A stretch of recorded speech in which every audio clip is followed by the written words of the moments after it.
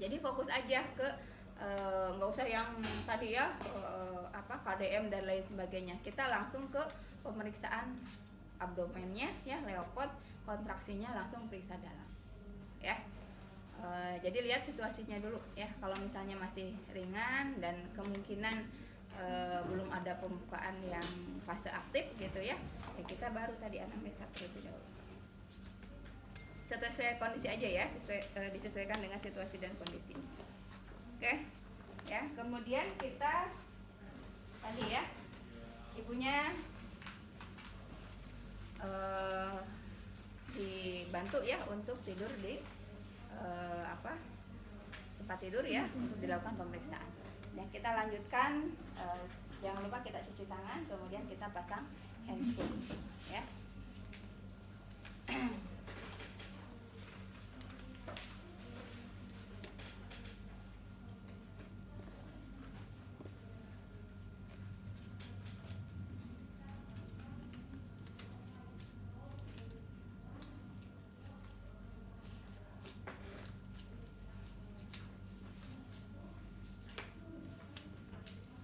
Nanti ibunya suruh tidur ya, kita tawarkan ibu mau nyamannya seperti apa tidurnya, mau miring nggak gitu ya.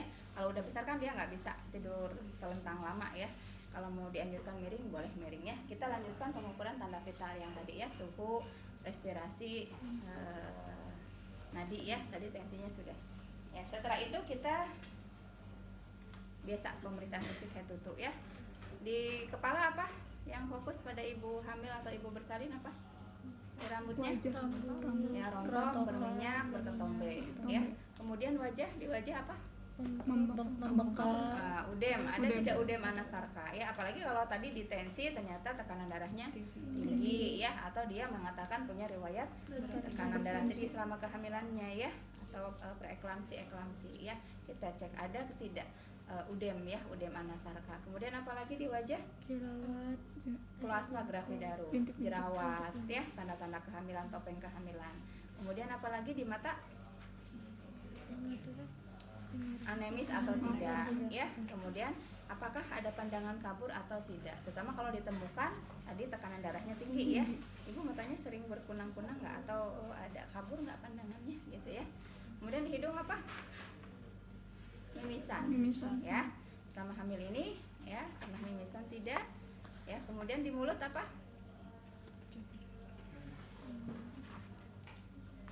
Ya, anemis mukosanya ya, karena anemis ya bisa di mata, di mukosa mulut juga ya kalau dia anemia gitu ya. Kemudian jumlah giginya ya, terus ada tidak gigi tanggal atau gigi keropos ya, untuk memastikan apakah ibunya selama hamil ini kekurangan kalsium atau tidak ya. Boleh kita tanyakan juga, sering sakit gigi nggak selama hamilnya ya, atau misalnya ketika kumur-kumur suka ngilu gitu giginya ya, itu yang fokusnya. Kemudian apalagi di telinga, berdengung atau tidak ya, terutama pada pasien tadi ya yang hipertensi. Nah, kemudian kita ke leher, ini hanya mengingatkan kembali aja, di leher apa? Ada tidaknya, kita inspeksi ada tidaknya hiperpigmentasi ya, perubahan warna kulitnya, ada bintik-bintik kehitaman ya. Kemudian apalagi di leher? Pembesaran kelenjar tiroid ya, karena pada saat hamil metabolisme meningkat, kemungkinan akan memicu pembengkakan atau pembesaran kelenjar tiroid ya. Jadi kalau dilihat sih nggak kelihatan membesar ya, tapi kalau diraba nah itu masih normal ya. Tapi kalau misalnya sudah kelihatan membesar, berarti itu sudah tidak normal ya, harus diterapi ya. Nah, kemudian di dada, jantung paru sama ya, hanya yang membedakan anatomi jantungnya. Biasanya jantung ibu hamil ukurannya lebih besar daripada tidak hamil. Tetapi secara perkusi itu karena pembesarannya masih peregangan ototnya ini dalam batas normal ya, tidak lebih dari 2,2 μm ya. Jadi kalau di perkusi nggak kelihatan ya, nggak kelihatan ada perubahan suara gitu ya. Tetapi kalau misalnya di ronsen ya, kan itu lebih detail lagi ya, titik-titiknya kelihatan jelas gitu ya, nanti ada sedikit pembesaran ya. Jadi ketika pemeriksaan fisik ya sama aja ya, jantung paru didengerin suara nafasnya, suara jantungnya normal atau tidak ya. Kemudian yang fokus adalah pada payudara ya, kita pastikan kondisi payudaranya siap tidak untuk menyusui ya. Kita lihat ya, kita tanyakan ya, apakah payudaranya mengalami pembesaran atau tidak, pertumbuhan ya selama hamilnya, ada perubahan. Kemudian dilihat juga ada tidak hiperpigmentasi ya, sebagai efek dari peningkatan hormon melanosit ya di daerah puting susu dan areolanya. Kemudian dilihat juga puting susunya sudah siap untuk menyusui tidak, menonjol atau tidak ya. Kemudian nanti kita palpasi ya, diregangkan kemudian dipijit ya, sudah mulai ada keluaran tidak ya. Pada beberapa ibu mungkin sudah ada cairan yang keluar yang disebut dengan prakolostrum ya. Kebersihannya juga ya, perhatikan salurannya ini tersumbat atau tidak. Tadi dengan dipijit kalau keluar cairan berarti menandakan ductus lactiferusnya tidak tersumbat ya. Kalau punya anak sebelumnya boleh tanyakan, anak sebelumnya disusui nggak, keluar nggak air susunya gitu ya, untuk melihat mungkin ada masalah juga dalam pengeluaran ASI-nya ya. Oke, kemudian kita ke abdomen ya. Di abdomen apa yang diperiksa kalau ibu hamil? Ya, inspeksi dulu ya, inspeksi pembesaran rahimnya. Apakah sesuai dengan usia kehamilan atau tidak ya. Ketika di anamnesa kan tadi di riwayat kehamilan sekarang ditanya HPHT-nya ya, kita perkirakan usia kehamilannya sekarang berapa, benar tidak sesuai dengan perhitungan ibunya ya. Jadi kita bisa memperkirakan, oh iya benar pembesarannya sebesar itu gitu ya, sesuai tadi dengan usianya. Kemudian dilihat juga kemungkinan letak janinnya ya. Kalau lintang itu kan kelihatan nanti di sini ya, kelihatan lebih penuh di daerah tengah dan melintang gitu ya. Jadi inspeksi kemungkinan letak janin ya, membujur atau melintang ya. Kemudian dilihat juga perubahan ada tidak hiperpigmentasi di garis ya, di linea ini ya. Kalau ada ya lebih kehitaman disebut linea nigra. Kemudian dikaji juga ada tidak striae gravidarum ya. Ya itu ya yang diinspeksinya ya. Kemudian diauskultasi, kita auskultasi ya, karena ibu hamil dengan peningkatan hormon progesteron cenderung motilitas ususnya menurun ya. Biasanya ibunya kembung ya, dan motilitas ususnya turun, makanya dengerin bunyi bising ususnya di semua kuadran ya. Dan ibu cenderung konstipasi kan ya, nanti kita perkusi kembung atau tidak. Kalau tidak ada konstipasi, mungkin daerah sini ya lebih padat karena mungkin ada feses yang mengeras gitu ya. Nah ini kita perkusi ya. Kemudian baru palpasi ya, palpasinya palpasi Leopold. Leopold 1 untuk apa? Ibu tidak lakukan lagi Leopoldnya ya. Ada dua yang harus dicari di Leopold 1. Satu untuk menentukan tinggi fundus uteri ya, yang pakai jari ya, berapa jari. Dari tinggi fundus uteri bisa diketahui berapa usia kehamilannya.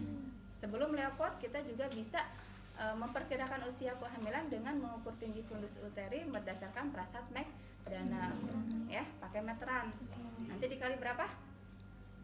Kali 8/7 untuk usia kehamilan dalam minggu, atau dikali 2/7 untuk usia kehamilan dalam bulan ya.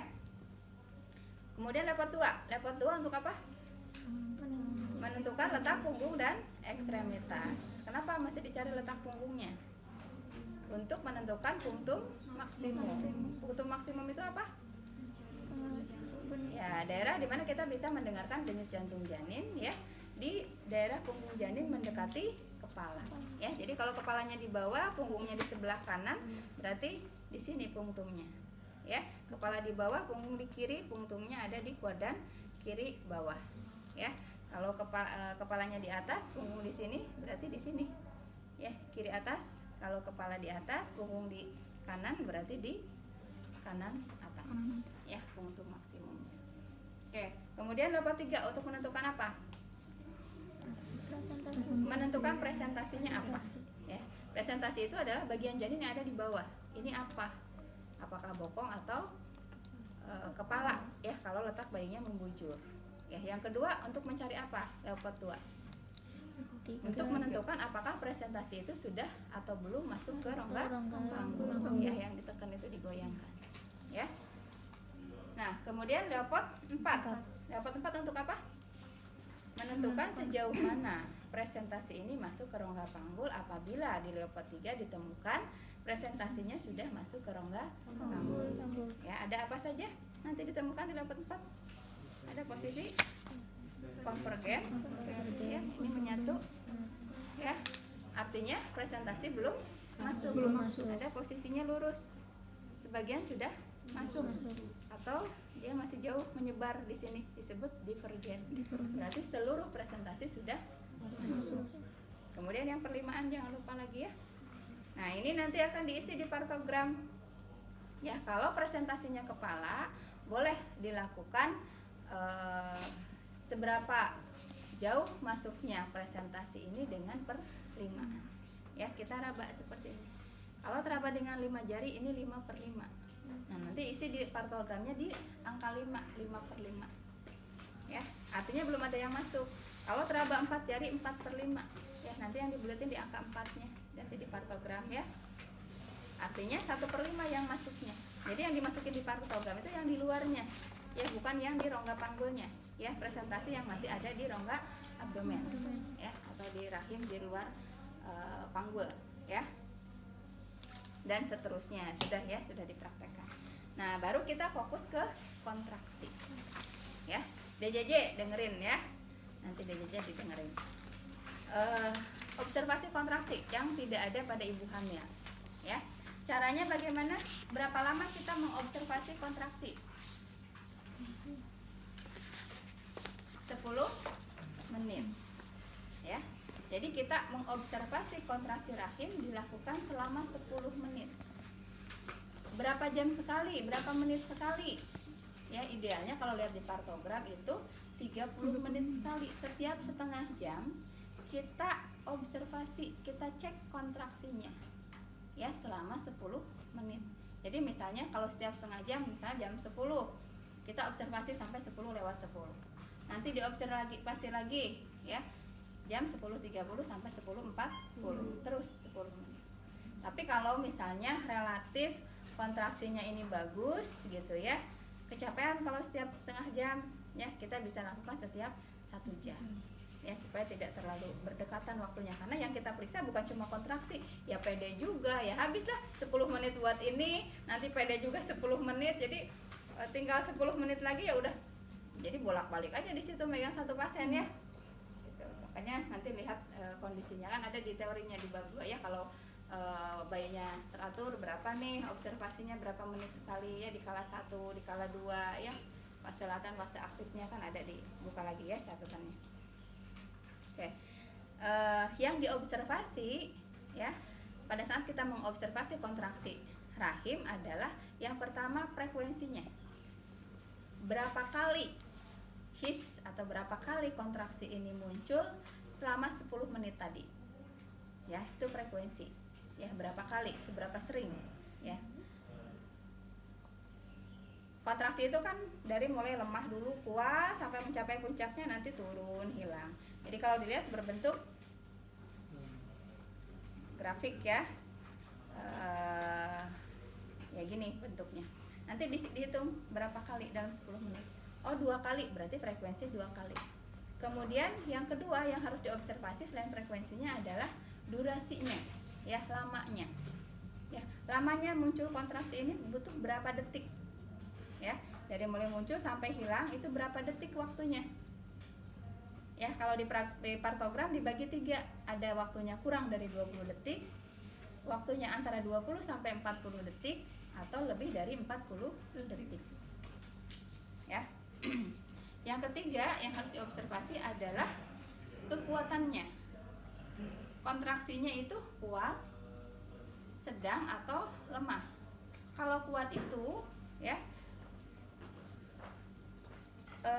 pusar ibu ya, perut ibu terabanya keras seperti kita meraba papan, berarti kuat ya. Nah, kekuatan ini biasanya berbanding lurus dengan durasi. Kalau kontraksinya kuat, biasanya durasinya juga lebih dari 40 detik ya. Jadi kalau misalnya bilang kontraksi kuat ya dengan durasi 15 detik ya, nyambung nggak? Enggak gitu ya. Jadi kelihatan kalau misalnya mahasiswa ngarang padahal dia tidak mengobservasi gitu ya, kelihatan dari situ nggak nyambung gitu ya. Kalau kontraksinya sedang ya, terabanya seperti meraba ujung hidung, kenyal tapi agak keras juga ya, berarti kekuatannya sedang. Biasanya durasinya juga antara 20 sampai dengan 40 ya.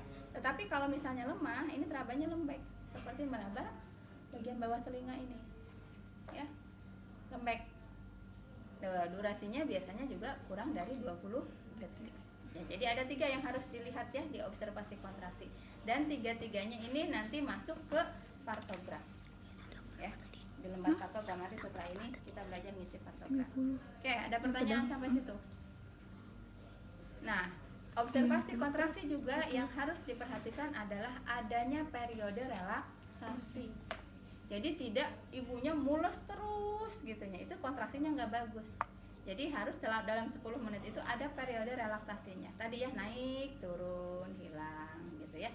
Naik lagi berarti ada periode relaksasi. Kenapa harus ada periode relaksasi? Kalau kontraksi terus berarti pembuluh darah ke rahim terjepit terus ya, akhirnya aliran darah ke plasenta, ke janin terhambat. Makanya harus ada periode relaksasi, terisi lagi ya. Nah, kenapa pada saat kita mengukur DJJ tidak boleh dalam keadaan kontraksi ya? Karena tadi aliran darahnya kan nggak lancar dari denyut jantungnya, jadi tidak akurat ya.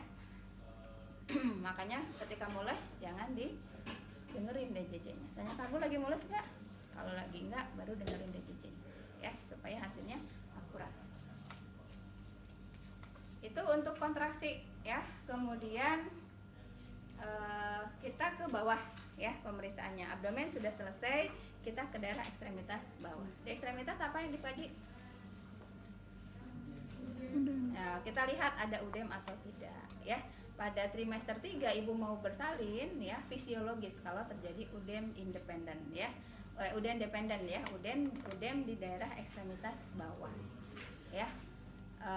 Tetapi ya bisa saja itu juga patologis kalau memang disertai oleh tanda-tanda yang lain, misalnya tekanan darahnya tinggi ya, pasien juga bisa udem gitu ya. Jadi udemnya bisa fisiologis, bisa patologis ya kalau di trimester 3.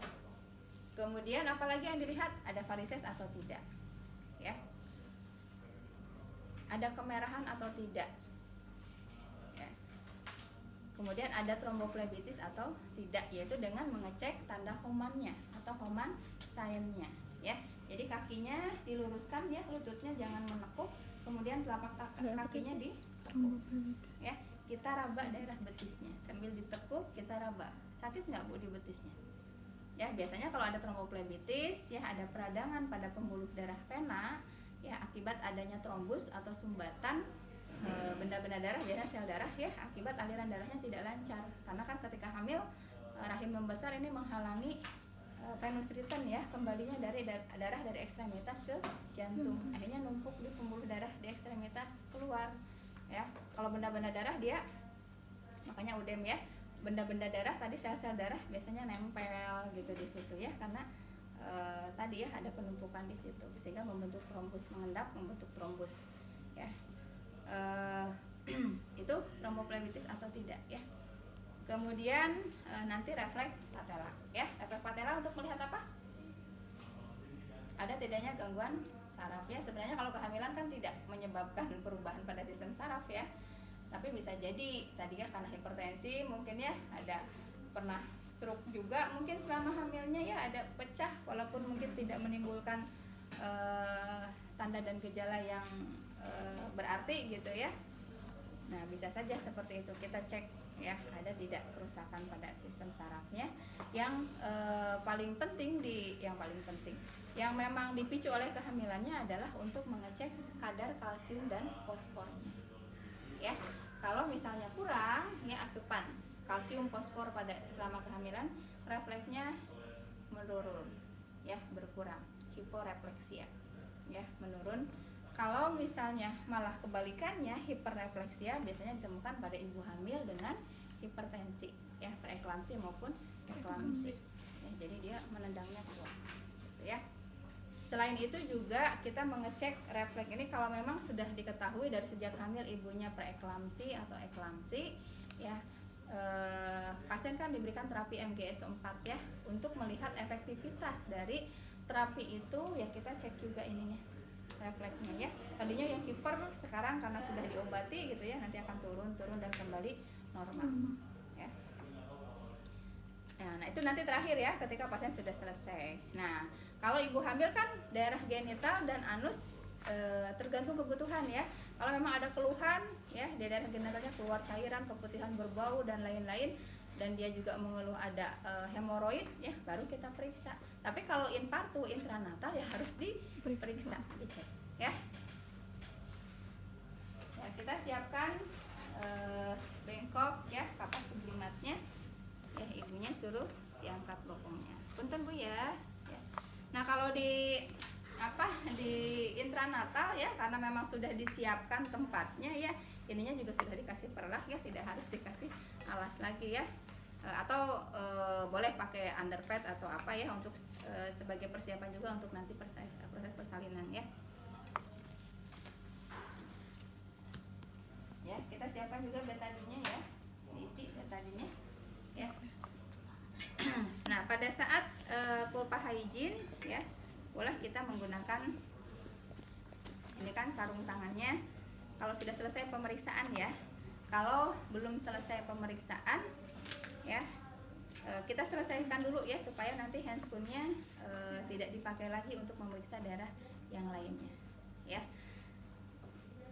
Kita misalnya mau langsung periksa dalam, berarti kita langsung pakai handscoon steril ya. Kita pasang aja double nggak apa-apa hasil sterilnya, cuma dijaga kesterilannya ya. Kalau di ruang bersalin kan sudah siap semua alatnya ya, partuset juga ada, alat-alat steril banyak ya. Nah untuk pulpa hygiene, karena ini nanti akan dipakai untuk periksa dalam juga ya, ini secara teori ya. Kalau kenyataannya di lapangan mah langsung aja pakai gitu ya, nanti celupin aja ke betadin ya. Kalau kita tetap secara teori mah harus dijaga ini sterilitasnya ya, kita steril ya. Kita kalau kapas sublimat kan tidak steril ya, kita ambil ya, sudah ada cairan sublimatnya ya, kita peres. Nah ini boleh kita ambil pinset ya, pakai pinset karena tangan kita ini harus dipertahankan steril supaya nanti pada saat periksa dalam tidak ganti lagi ya. Kita pakai pinset ceritanya, kemudian kita lakukan pulpa hygiene ya. Yang dilakukan adalah dari labia yang terjauh dari kita dulu ya, berarti sebelah kiri dulu, labia mayora kiri ya, kemudian labia mayora kanan ya, kita bukakan minora kiri, minora kanan, dan terakhir di intro itu sampai anus ya. Nah simpen pinsetnya, ada bengkok lagi ya untuk menyimpan alatnya, baru kita lakukan periksa dalam ya. Cara periksa dalamnya, kita masukkan 2 jari ya, tapi ketika masuk yang pertama 1 jari dulu ya, kemudian tangan kiri memegang di daerah fundus ya, dan agak dikebawahin fundusnya supaya nanti lebih dekat presentasinya ya. Pada saat periksa dalam ya, gini ya, ibunya suruh tarik nafas. Kalau saluran vagina itu kan ke bawah kemudian lurus ke dalam ya. Ini jangan buru-buru ya, jadi pelan-pelan aja masuk ya. Kemudian sambil dirasakan di saluran vaginanya, ada hambatan tidak, ada massa tidak yang mungkin nanti akan menghalangi janin keluar ya, misalnya ada kista atau apa ya. Sambil diraba juga elastisitas dinding vaginanya, elastis tidak, kaku tidak ya. Kemudian nanti ke dalam lagi, nanti masuk tangannya ya, tangan yang satu lagi masuk nanti ke dalam. Setelah vagina kita akan ketemu ke mulut serviks ya, ke serviknya, mulut rahim ya. Nanti yang dikaji adalah pembukaannya berapa senti ya. Sebelumnya kita belajar dulu ya pembukaan, kita buat lingkaran ya, dibolongin misalnya di kardus atau mungkin stereofoam ya, dibolongin dari diameter 1 sampai diameter 10. Jadi cobain, karena tangan setiap orang kan beda-beda, ada yang gemuk, ada yang kurus ya. Jadi mungkin 1 sentinya si A akan berbeda dengan 1 sentinya si B. Si A mah karena kurus longgar gitu ya, kalau si B mah seret sempit gitu ya, 1 jari sempit. Jadi belajar dulu Ya, jadi ketika masuk ya untuk melihat pembukaan, ini kan nanti di sana gini ya. Nah, yang main itu tangan yang di luar. Ya. Jadi ini juga ikut-ikutan pakai feeling, ya. Kalau ini ngebukanya berapa, ini juga ikut ngebuka. Oh, sekian senti, gitu ya. Oh, pembukaannya 3, oh pembukaannya sekian, gitu ya. Jadi kalau belajar itu kayak ini misalnya cervix membuka, ya kita masuk ini. Ya, ini masih nyampe tangan kita. Ini paling 4 atau 5 cm ya, masih nyampe. Tapi kalau misalnya udah besar, ya ini nggak nyampe. Ya, nggak nyampe. Jadi harus ke atas ke bawah juga cari. Dan ini kelilingi.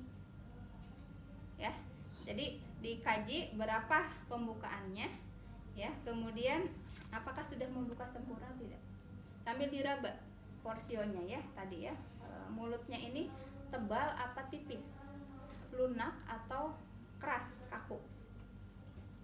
Ya, apakah tadi mungkin masih belum sempurna membukanya, ini udah ngebuka, ini masih sepotong gininya belum bulat gitu ya. Nah, sambil kita simulasi juga ya supaya ngebuka gitu ya.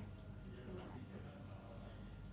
Ya, sudah ketahuan pembukaannya berapa, tadi porsionya ya, mulut rahimnya tadi tebal atau tipis ya, lunak atau kaku ya, lembek atau kaku.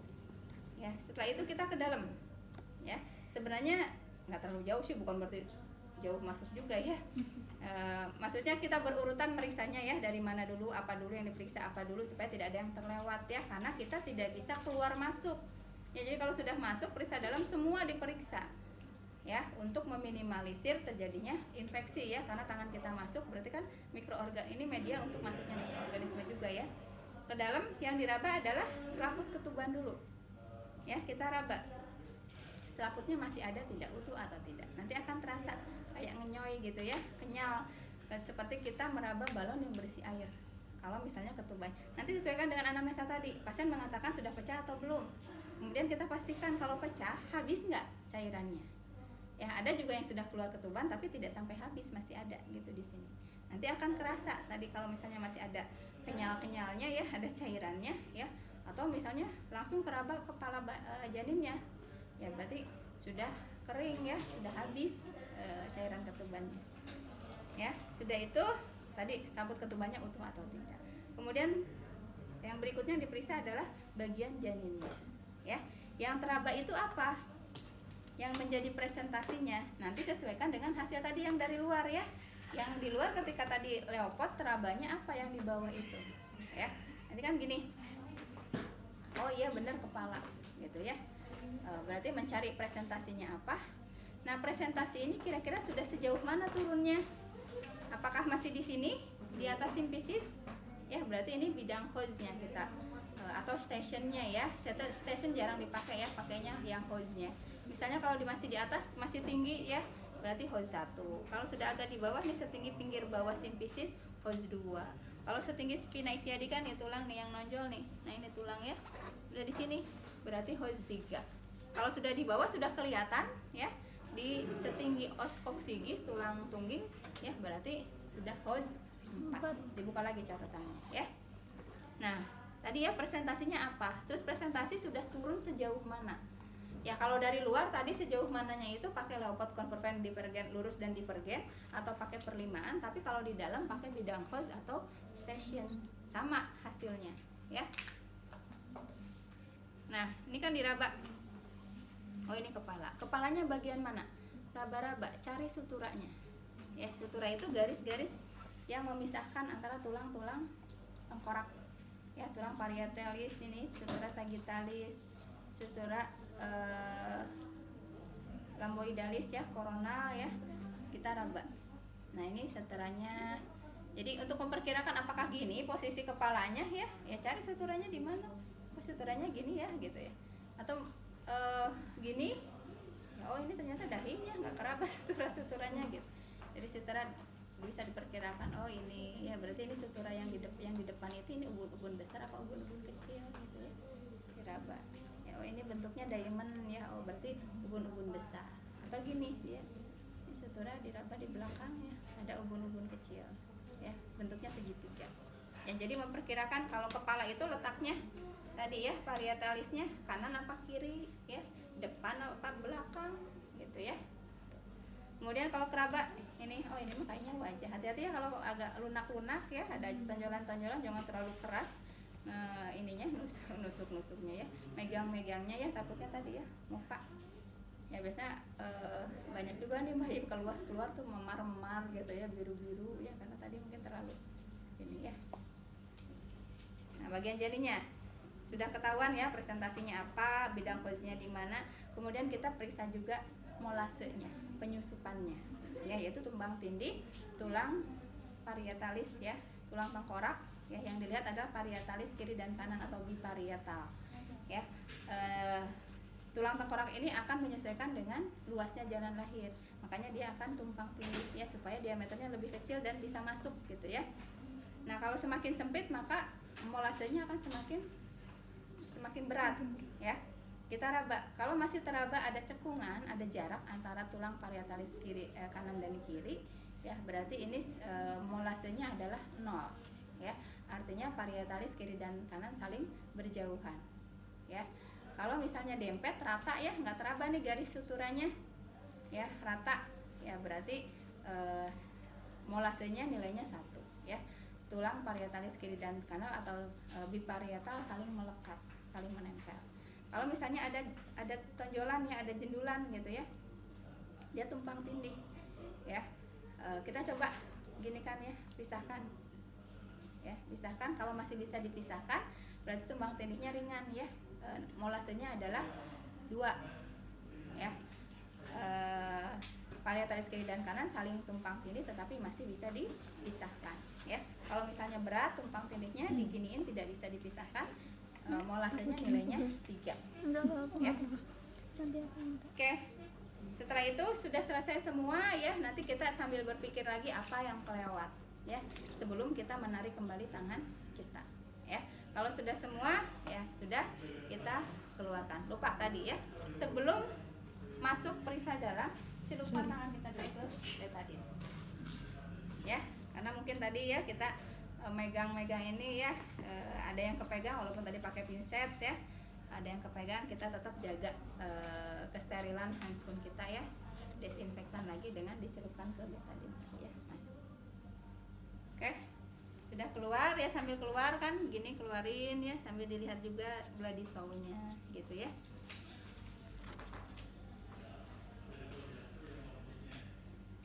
Nah, setelah ini selesai ya, boleh kita lap lagi ya. Kalau tadi ada bloody show-nya banyak, kita ya bersihkan lagi.